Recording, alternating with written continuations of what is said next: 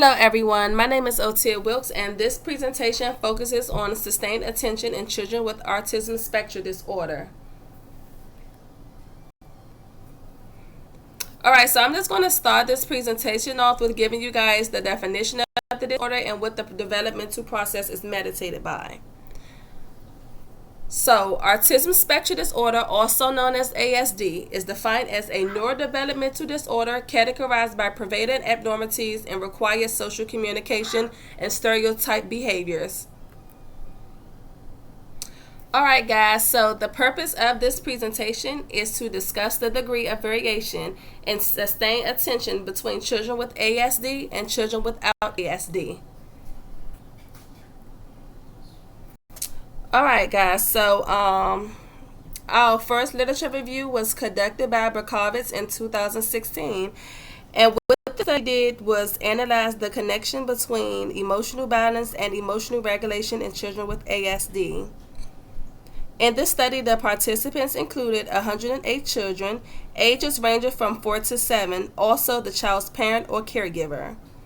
The parent or caregiver actually played a major part in this study because they were the ones that collected the data for a 10-month period.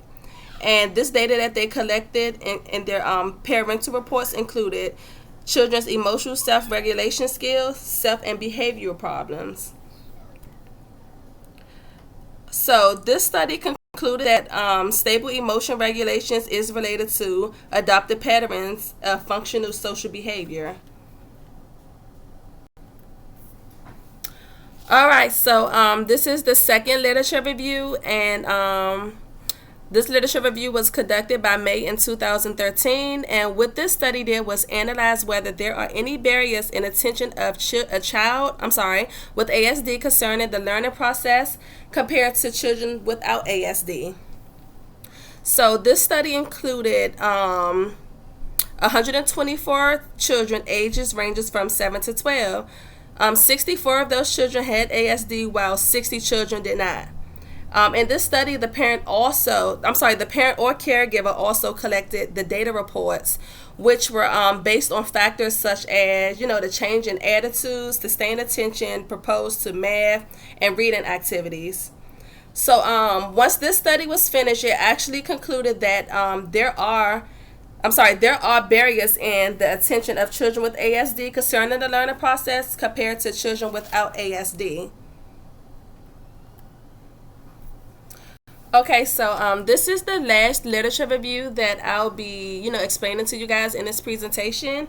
And this study was conducted by Madug in 2020, and which is one of the latest studies that I had, found that relates to my topic.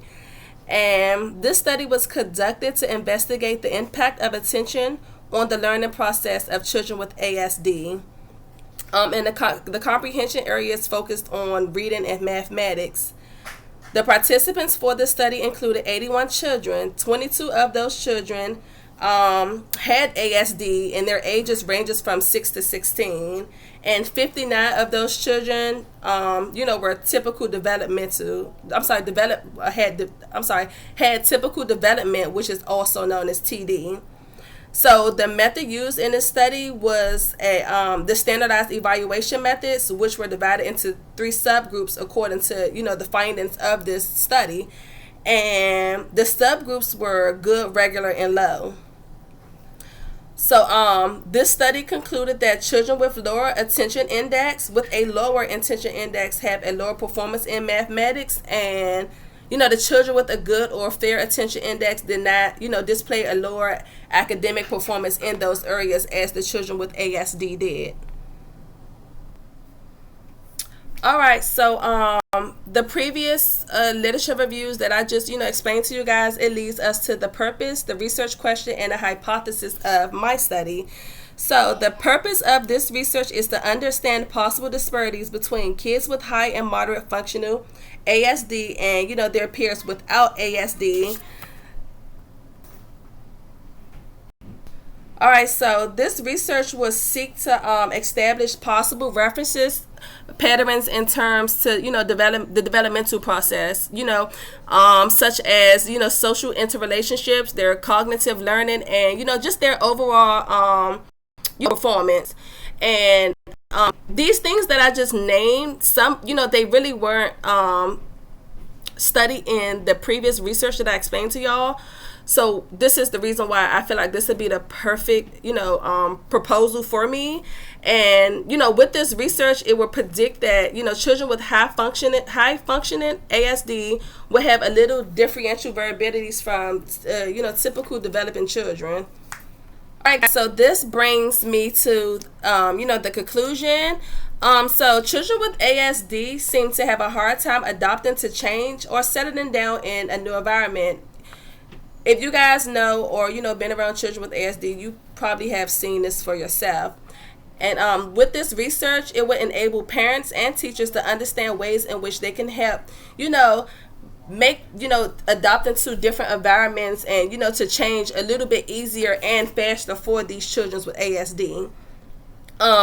This research would change the way that children with autism are viewed in our community and make the community understand how they can be treated, and make them feel loved and at peace as they should, as if they do for, children without ASD. So, this study would give them a purpose, and it will also create more opportunity with the children, it will create more opportunity for the children with ASD. And, so guys, this just concludes my presentation. Hope you guys enjoyed. So if you have any questions or comments, feel free to leave, a comment in the drop box that's given. And, your feedback is always welcome. And thank you guys for watching and listening to my presentation. And all right, have a good one. Bye.